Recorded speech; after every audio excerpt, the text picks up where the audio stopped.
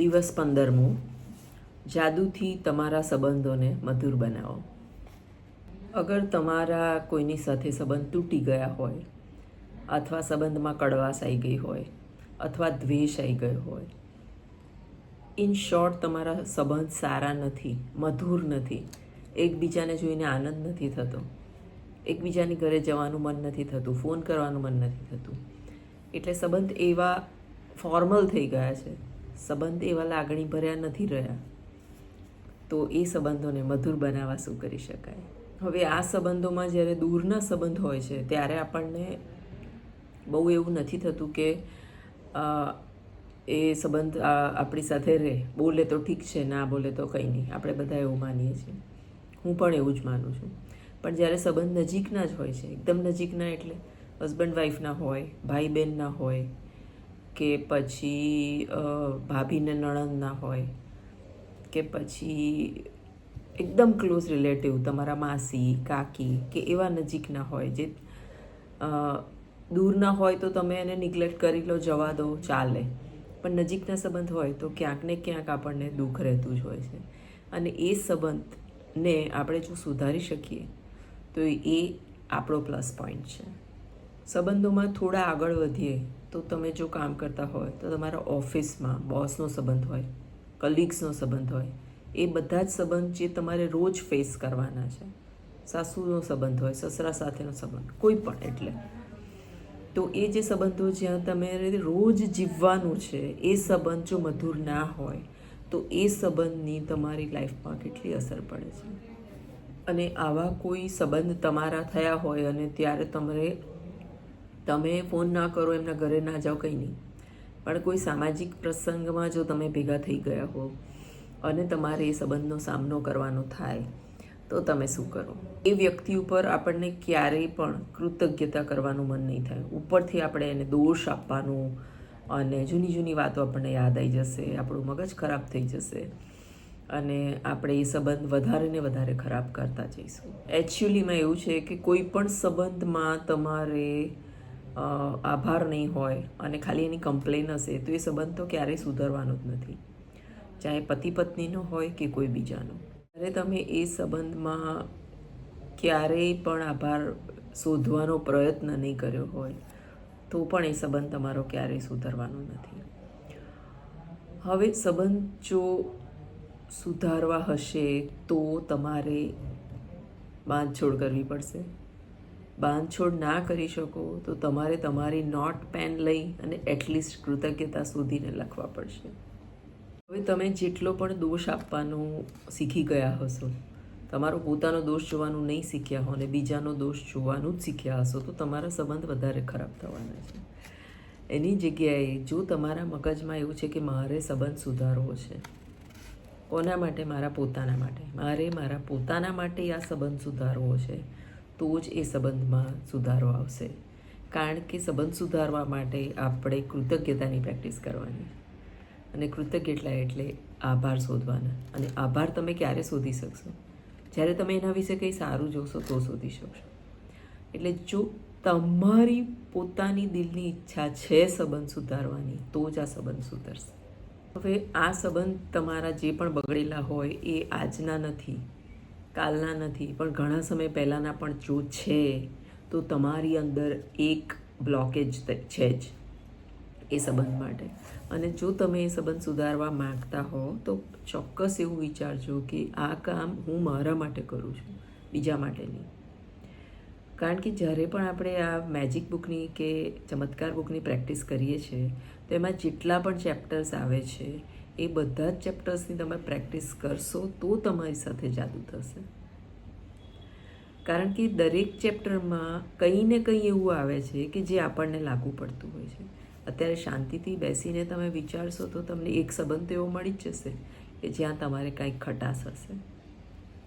તમારે ધનની અબન્ડન્સ, જે ધન વધારે જોઈતું હોય, કામ વધારે જોઈતું હોય, રૂપિયા વધારે જોઈતા હોય, કંઈ પણ તમારે જોઈતું હશે, પણ તમારા ચારે ચાર પાસા જો અહીંયાથી ક્લિયર નહીં હોય તો એ દરેકમાં રૂકાવટ આવશે. અને સંબંધ એમાંનો એક ભાગ છે જે એટલો બધો જરૂરી છે કે એનું બ્લોકેજ આપણા માઇન્ડમાંથી કાઢવું જરૂરી છે. એટલે સંબંધ સુધારવા માટે બિલકુલ એવું ના વિચારતો કે તમે બીજાને હેલ્પ કરો છો, તમે પોતાને હેલ્પ કરો છો એવું વિચારો. હવે તમારામાંથી કે મારામાંથી ઘણા બધા આપણામાંથી એવા છે કે જે કહે છે કે કંઈ નહીં, નથી બોલતા તો નથી બોલતા, એમના વગર કે દુનિયા ખતમ થઈ ગઈ છે. નથી થઈ ગઈ, પણ થાય છે શું કે એ સંબંધ એક તમારા માઇન્ડમાં બ્લોક કરીને બેઠું છે. જાણે તમે એક ગરમ ગરમ કોલસો પકડ્યો હોય તો કેવું હોય કે તમારો હાથ તો જલી જ રહ્યો છે ને. હવે તમે એને ફેંકી પણ નથી શકતા અને તમે એને પકડી પણ નથી શકતા. સંબંધમાં એવું થાય છે. તો એના કરતાં બેટર છે કે એ બ્લોક તમારા માઇન્ડમાંથી નીકળી જાય અને મગજમાં બીજી નવી જગ્યા થાય અને એ નવી જગ્યામાં તમે કંઈક નવું ભરી શકો. બુકમાં એક્ઝામ્પલ આપેલો છે કે જો તમે તમારા જીવનસાથી સાથેથી છૂટા થઈ ગયા છો, પણ એ જીવનસાથીથી તમારી પાસે એક બાળક છે, તો તમારે એના કૃતજ્ઞતા એવી રીતે શોધવાના છે કે આ બાળક તમારી પાસે છે એનું થેન્ક્સ તો તમે તમારા જીવનસાથીને કહેશો ને, કે આ બાળકના લીધે તમે માં કહેવાઓ છો અને તમારા જીવનસાથીની એ આ તમને ભેટ છે. એ વસ્તુ માટે તો તમે થેન્ક્સ કહેશો ને. અને બુકમાં એવું પણ લખેલું છે કે જો તમારા સંબંધ તમારા જીવનસાથી સાથે ખાટા થઈ ગયા છે, કંઈ વાંધો નહીં, તમને અત્યારની સ્થિતિ એવી લાગે છે કે બગડી ગયા છે, પણ તમે એ વસ્તુનો વિચાર કરો જ્યારે તમારા સંબંધ સારા હતા અને તમારી પાસે એક બાળક છે.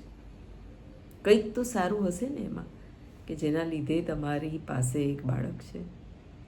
તો એનો આભાર માનો, એ સારી સારી વસ્તુઓ શોધીને લખો અને જેટલું લખશો ને એટલી જ તમારા હૃદયમાંથી કડવાશ ઓછી થશે અને કડવાશ ઓછી થશે તો જ તમે એકચ્યુઅલ પ્રેક્ટિસ કરી હોય એવું કહેવાશે.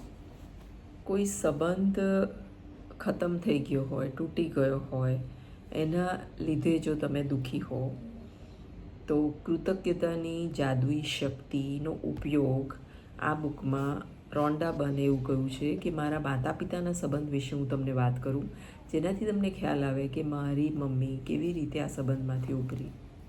રોન્ડા બર્ન એવું લખે છે કે એમના મમ્મી પપ્પાનો સંબંધ એટલો બધો મધુર હતો, પણ જ્યારે પણ એમના પપ્પા ગુજરી ગયા અને મમ્મી જ્યારે એકલા પડી ગયા ત્યારે મમ્મી એ દુઃખમાંથી કેવી રીતે બહાર નીકળી, કારણ કે એમણે એમના મમ્મી પપ્પાનો સંબંધ એટલો લાગણી ભર્યો, એટલો સમજદાર ભર્યો અને એકદમ પરફેક્ટ રીતે જોયો હતો. એટલે એમને એ પણ જોયું કે આ દુઃખમાંથી કેવી રીતે મારી મમ્મી બહાર નીકળી.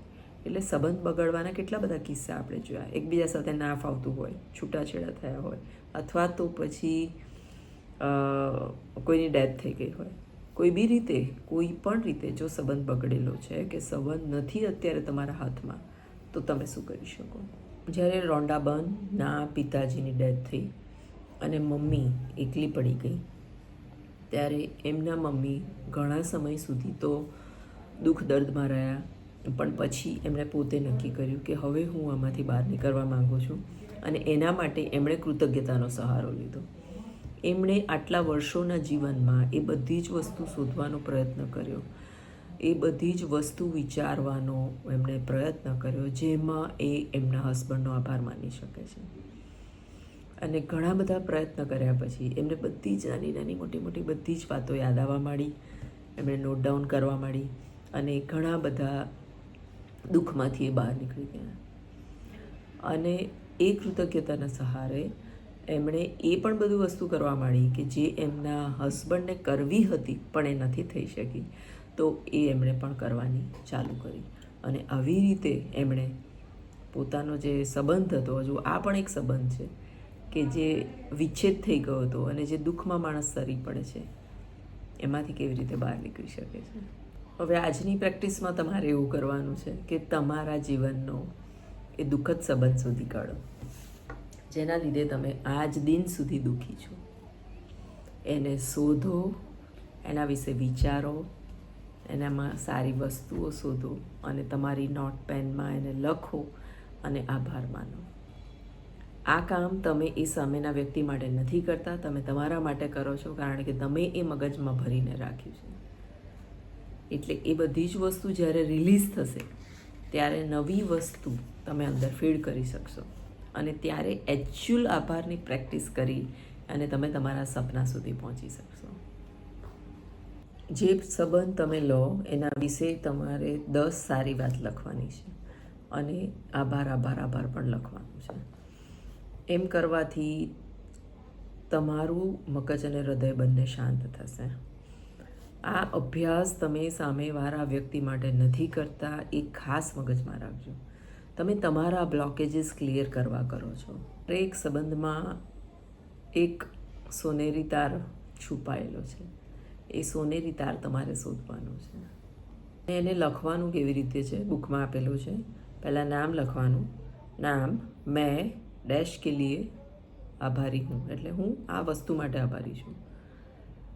કે ડેશ એટલે કોઈ નામ જે બી તમે લખો હોય, કે રવિ, હું તારા સ્વભાવ માટે આભારી છું. અહીંયા એક્ઝામ્પલ આપેલો છે કે ફોરેનની એટલે રોન્ડા બર્ન એક ઓસ્ટ્રેલિયન લેખક છે, એટલે ત્યાંના જે પ્રોબ્લેમ્સ છે એ પ્રમાણે એમણે એક્ઝામ્પલ આપેલો છે. પોલ, હું તમારી સાથે વિતાયેલા સંબંધ માટે બહુ આભારી છું. ભલે અત્યારે આપણો વિવાહ તૂટી ગયો છે, પણ તમે પહેલેથી જ મારા કરતાં વધુ સમજદાર હતા અને એના માટે હું આભાર માનું છું.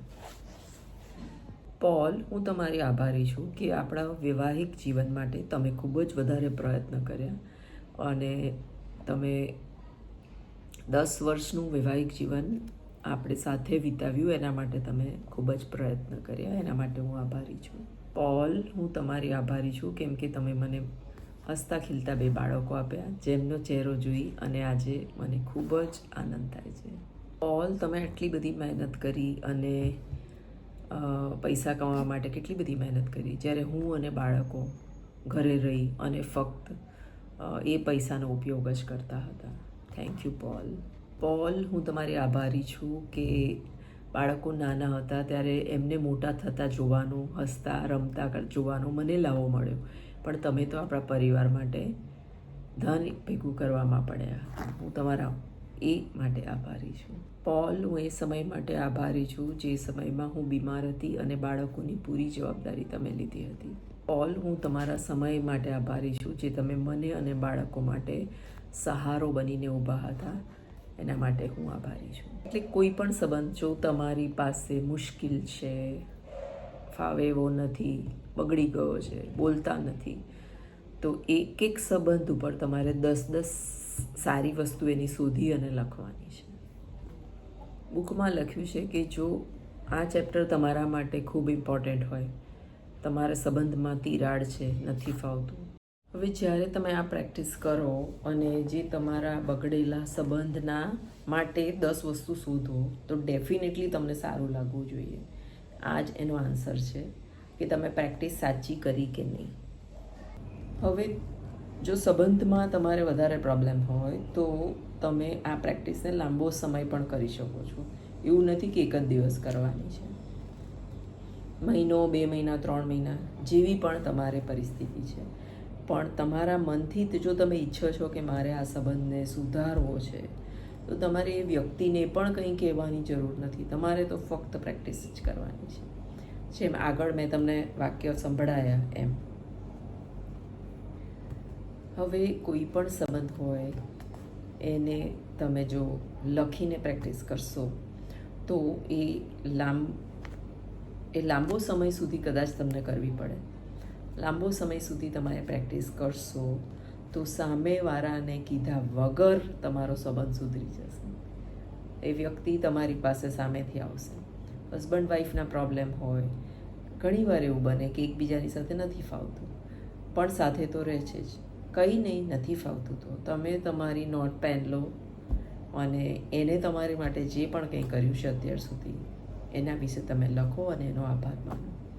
બસ કર્યા કરો, તમારું આ કામ થઈ જશે.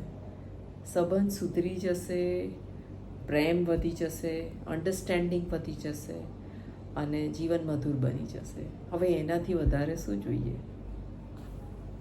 હવે ભવિષ્યમાં કોઈ સંબંધમાં આવું થાય તો એ સંબંધ બગડે એના પહેલાં જ તમે આ પ્રેક્ટિસ કરી શકો છો અને બધાની સાથે તમારા સંબંધ સારા રાખી શકો છો. સંબંધમાં વધારે ને વધારે જાદુ કરવો હોય તો પણ તમે તમારા સંબંધમાં આભાર માની શકો છો અને તેનાથી તમારું મેગ્નેટિક રિલેશન કે છે ને, બોન્ડિંગ એકદમ ટાઈટ થશે. તો અહીંયા આ ચેપ્ટર પૂરો થાય છે અને ચેપ્ટરના એન્ડમાં જે પ્રેક્ટિસ આપી છે એના માટે રોજ સવારે ઉઠીને તમારે 10 બ્લેસિંગ્સ લખવાના છે અને એનું ફોર્મેટ આપણે આગળ ડિસ્કસ કરેલું જ છે કે હું આભારી છું હે પ્રભુ કે તે મને સૂવા માટે આટલો સરસ બેડ આપ્યો. હું આભારી છું પ્રભુ કારણ કે તે મારી આંખો ખોલીને આજે હું ધરતી પર જિંદા છું, જીવિત છું, મારા કુટુંબીઓ સાથે, મારા બાળકો સાથે. એ રીતે તમારે 10 બ્લેસિંગ સવારમાં લખવાના છે. રાત્રે સૂતા પહેલાં મેજિક રોક, જે મેં તમને કહ્યું હતું, એ પથ્થરને પકડવાનો અને આખો દિવસમાં બધી જ ઘટનાઓને યાદ કરવાની, યાદ કરીને ખૂબ ખૂબ આભાર માનવાનો અને સૌથી સારી જે ઘટના થઈ હોય એને વિચારતા વિચારતા સૂઈ જવાનું. એટલે સવાર પડશે ને એટલે તમારું સારું સવાર પડશે અને દિવસ સારો જશે. એટલે આ પ્રેક્ટિસ બધી કરવાની છે અને આજે કોઈ પણ સંબંધમાં તમારે તકલીફ હોય તો આજની પ્રેક્ટિસ તમારે કરવાની છે. અને બધાને રોજ જે ચેપ્ટર આવે છે એની પ્રેક્ટિસ બધાએ કરવાની જ છે. કોઈને કોઈ એક સંબંધ તો મળી જ જશે કે જેમાં તમને થોડું બ્રેકડાઉન હશે. તો પ્લીઝ આવા બધા વિડીયો આપણે બધાને શેર કરીએ, ચેનલને સબસ્ક્રાઈબ કરો, હાઇપ કરો તો વધુને વધુ લોકો સુધી આ પહોંચે અને વધુને વધુ લોકો ફાયદો કરી શકે. તો ઘણા બધા લોકોના મને મેઇલ આવે છે કે એમને મારી સાથે વાત કરવી છે, પણ પ્લીઝ તમે મને મેઇલ કરો, હું મેઇલનો રિસ્પોન્સ આપીશ કારણ કે બધાની સાથે વાત કરવું પોસિબલ નથી. અને ટૂંક સમયમાં આ બુકના બધા જ ચેપ્ટર્સ પૂરા થાય પછી આપણે ઝૂમ ક્લાસ લોન્ચ કરવાની તૈયારીમાં છે અને એમાં જે પણ લોકોને જોડાવું હોય અને બુક વિશે સમજવું હોય તો ફરીથી આપણે આ બુક એમાં સ્ટાર્ટ કરવાના છે. અમુક ક્લાસીસ પેડ હશે, અમુક ક્લાસીસ અનપેડ હશે. એ આપણે તે વખતે તમને કોમ્યુનિટી પોસ્ટ આવી જશે. તો એવી રીતે આપણે જોડાયેલા રહીશું અને પ્રેક્ટિસ કરતા રહીશું એટલે તમારી લાઈફમાં અને મારી લાઈફમાં બંનેની લાઈફમાં જાદુ થશે.